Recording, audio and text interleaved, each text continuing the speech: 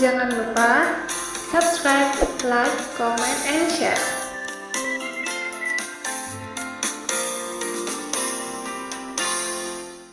Selamat pagi teman-teman Millennial Academy, kembali lagi bersama saya Mr. Ismail. Hari ini kita masuk di pembahasan kedua untuk materi listening. Dan yang akan kita bahas hari ini, yang pertama adalah homonym. Jadi yang dimaksud dengan homonym adalah kata yang memiliki bunyi yang sama tapi memiliki makna yang berbeda. Seperti kata flower dan juga kata flower. Oke, kedua kata ini bunyinya itu sama atau dia mempunyai bunyi yang sama, homonim, tapi dia memiliki makna yang sangat berbeda. Seperti juga kata bear dan kata bear. Nah, di sini dua kata ini sama-sama bermakna, sama-sama berbunyi bear, tapi salah satunya itu memiliki makna yang berbeda dari yang lain.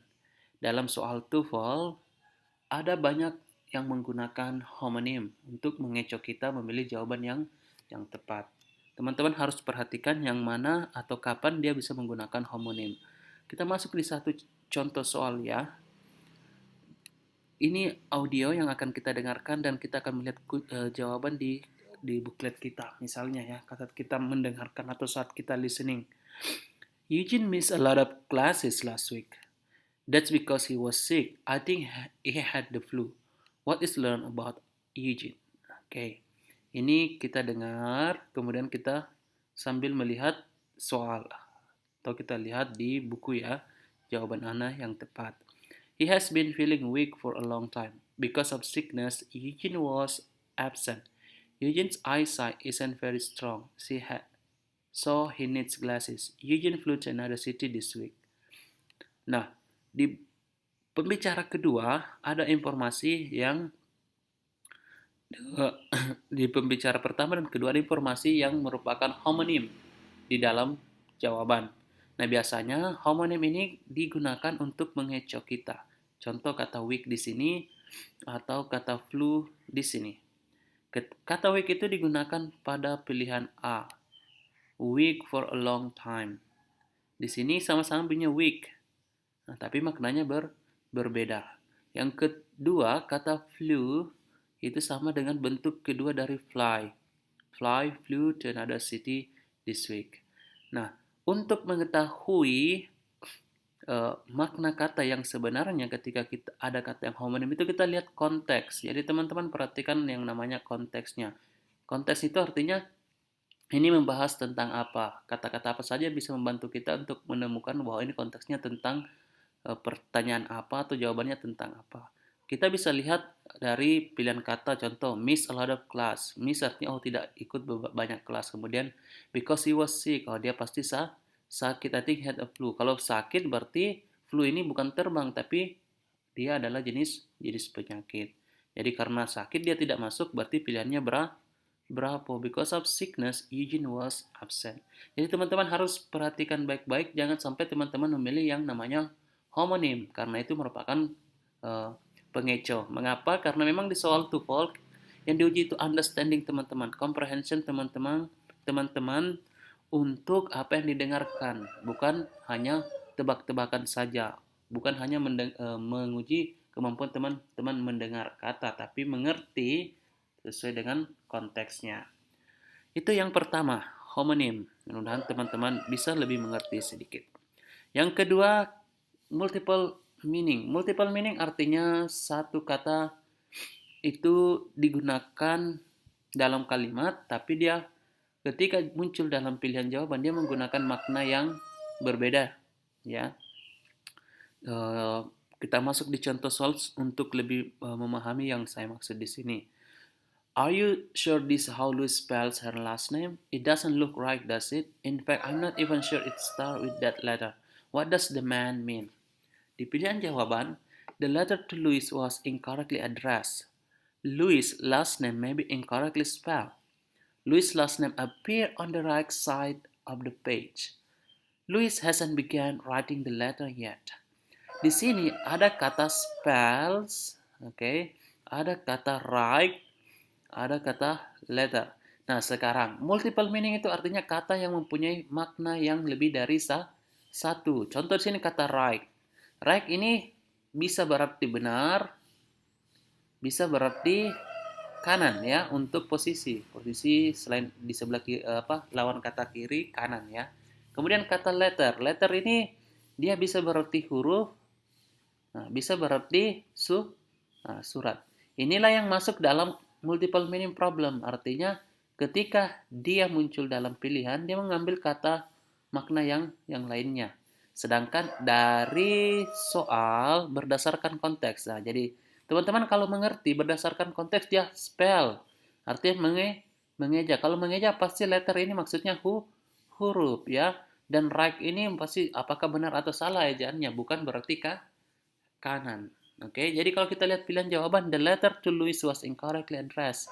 Oke, ini ditujukan suratnya surat yang salah ya. Jadi jawabannya salah ini karena letter di sini bukan berarti surat tapi huruf. Louis last name may be incorrectly spelled. Nah, ini yang tepat jawabannya. Charlie, Louis last name appear on the right side. Nah, the right side ini menunjukkan bahwa dia multiple meaning dari right. Itu kanan ya, padahal yang sebenarnya dia adalah benar, dia mengecek benar. Karena pertanyaannya are you sure? It doesn't look right. Jadi jawabannya pasti benar. Delta, Louis hasn't begun writing the letter yet. Begin writing the letter. Jadi writing the letter ini menunjukkan bahwa dia letter sebagai surat, bukan itu. Jadi multiple meaning sama dengan homonym. Cara pengerjaannya teman-teman harus melihat yang mana yang sesuai dengan konteks. Jadi kita lihat konteksnya atau kalimatnya. Oh, ini artinya letter di sini bukan surat tapi huruf. Karena dia bahas tentang spelling, pengejaan. Oke, teman-teman, itu untuk multiple meaning. Dan yang terakhir, ini yang sangat penting. Idiomatic expression. Banyak sekali soal yang menggunakan idiomatic expression. Ekspresi-ekspresi berupa idiom. Tapi ini berupa ekspresi atau frase. Biasanya disebut juga dengan phrasal verb. Nah, mungkin teman-teman sudah banyak yang tahu yang mana itu phrasal verb. Contoh kata run into. Ini run into satu kata yang maknanya berarti tidak sengaja ketemu seseorang. Oke. Nah, di sini kita bisa lihat, oh tidak ada hubungannya dengan lari, ya run, karena sudah diikuti oleh preposisi. Run into artinya tidak sengaja bertemu dengan seseorang. Itu yang namanya phrasal verb atau idiomatic expression. Banyak sekali soal-soal di TOEFL yang menggunakan idiomatic expression. Kalau teman-teman tidak pernah membaca atau mengetahui yang mana saja phrasal verb itu, saya yakin teman-teman akan memilih jawaban yang salah. Karena bisa jadi maksudnya bertemu, teman-teman pilih yang berhubungan dengan lari. Karena teman-teman taunya cuma run. Oke, jadi kita perlu mengingatkan teman-teman untuk belajar idiom. Utamanya phrasal verb ini. Nanti kita kasih latihan untuk melihat yang mana saja idiomatic expression yang paling sering muncul. Nah, contoh soal untuk idiomatic expression. Contohnya seperti ini. I wonder where Mike is. He'll show up as soon as the work is done, I bet. What does the man say about Mike? The answer, jadi what does the man say about the Mike? About Mike, he'll show up as soon as the work is done. Show up. Kata show up ini adalah expression. Ya, mungkin teman-teman sudah sering pakai ya. Nah, biasanya yang muncul di pilihan itu adalah literal meaning or dia menggunakan yang bentuk sederhananya. Contoh, he probably won't arrive until the work is finished. Ini adalah idiomatic expression yang tepat.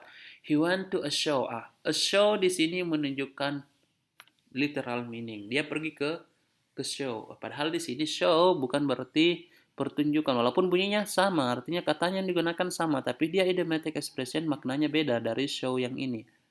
Ya, pertunjukan. He can show seperti ini. Kata show di sini juga menunjukkan bahwa ini penggunaan lain dari kata show, tapi bentuknya bukan phrasal verb. Dan yang terakhir, he probably worked late today. Oke. Jadi di sini tidak ada sama sekali hubungannya ya. Jadi jawabannya adalah alpha.